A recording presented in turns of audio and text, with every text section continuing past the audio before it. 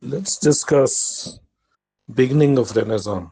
Okay, one of the key figures in that who doesn't get as much publicity, as much light is Ramon Lull.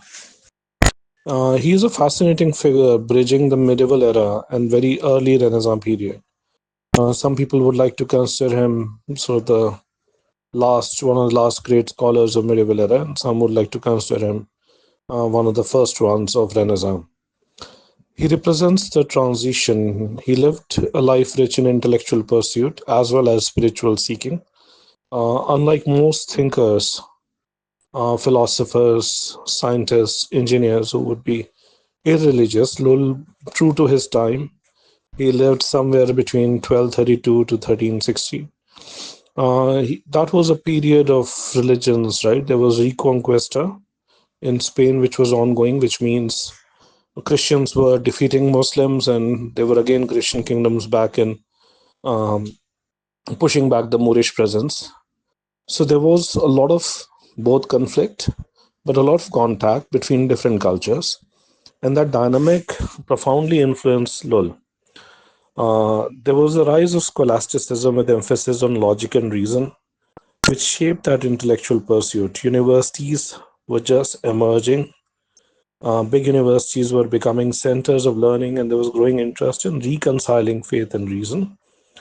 Lull becomes very important. He was born in Palma de Mallorca, and he married and had children, and then he had a profound religious experience, which led him to certain causes. Not endorsing them, he dedicated himself to this whole reconquest and converting Muslims to Christianity in the region of Spain and other adjoining territories. He took up himself to promoting Christian things and learn the faith. But in the process, he actually learned and gave the world a lot of different things. And we'll get to that in a minute. He um, understood, read a lot of Arabic because he thought understanding that culture is pivotal for his mission. He was a prolific writer on philosophy, theology, logic, and even fiction.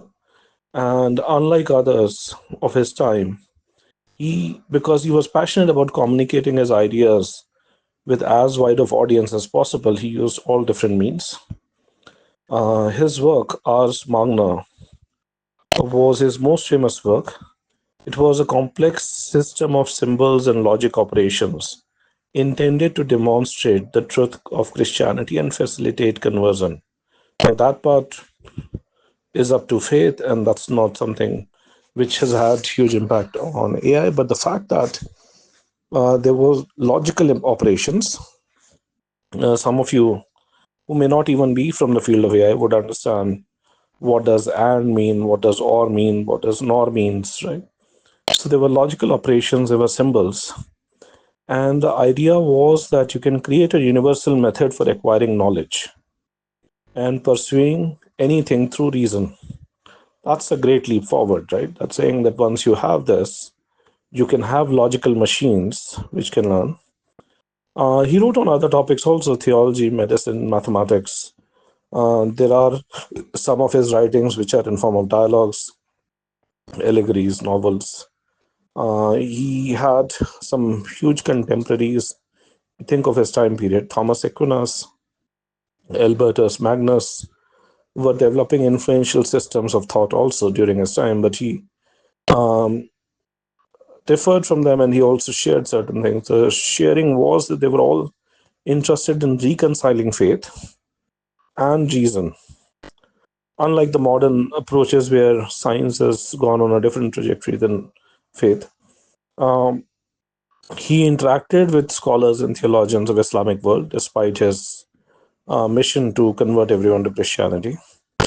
Major events, as I said, there was Reconquesta, there was rise of scholasticism with huge emphasis on logic and reason.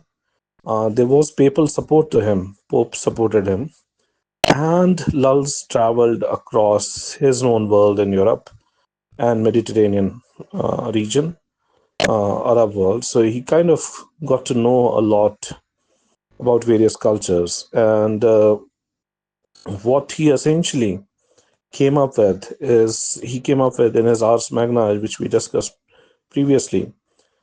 He came up with this idea that you can use symbols, you can use logic, you can use combinatorial techniques to design to generate new knowledge. And this can be seen as a precursor to modern AI, and its focus on creating algorithms and computational models that can automate reasoning and problem solving. His other thing was symbolic representation. Lull's use of symbols to represent concepts and their relationship foreshadows the way modern AI uses symbolic AI and knowledge graphs to represent information and enable reasoning. Let's look at his other big contribution in this. That is combinatorial approach. So combining concepts. Ars Magna involved combining different concepts and ideas in various ways to generate new knowledge. The combinatorial approach is very similar to how modern AI systems explore different possibilities and solutions by combining existing knowledge and data. Search space. Lull's work can be seen as an early attempt to systematically explore search space of possible combinations, a concept that is central to many AI algorithms, such as search algorithms and optimization techniques. Then, if you think of knowledge representation, there is structured knowledge. Lull's system emphasized importance of structuring knowledge in a systematic way to facilitate reasoning. This is key aspect of modern AI, where knowledge representation plays a crucial role in enabling AI systems to understand and reason about the world. Ontologies. Lull's attempts to create universal language of knowledge can be seen as a precursor to modern ontologies, where formal representation of knowledge in a specific domain. While Lull, then if you think of machine learning, while Lull didn't explicitly state, Lull's works hints at the idea of machine learning or machines being able to recognize patterns and relationships in data. Obviously, this is a logical extrapolation. There is no direct thing. The fundamental aspect of modern machine learning, where algorithms are trained to identify patterns and make predictions based on data, can be extrapolated from the structure he presented. Lull's idea of a machine that can generate knowledge through logical operations can be considered an early step of learning. Lull's work was primarily philosophical, primarily theological. At that time, there was no concept of AI. But think of his ideas and the lasting impact they had on how knowledge can be represented, how knowledge can be generated, how patterns can be recognized. And it has shaped learning. We trace most of modern roots to early Renaissance, age of exploration, industrial age, revolution, and then the modern era, especially the last IT revolution and the current ongoing changes. They're all gone through systematic things. So think of his work as sort of a major first foundation in early Renaissance era. And you should all think of his work. You should read some of his basic work. This is Sukant Khurana discussing philosophical and historical roots of AI with you. Bye for now. Let's meet again soon. Thank you.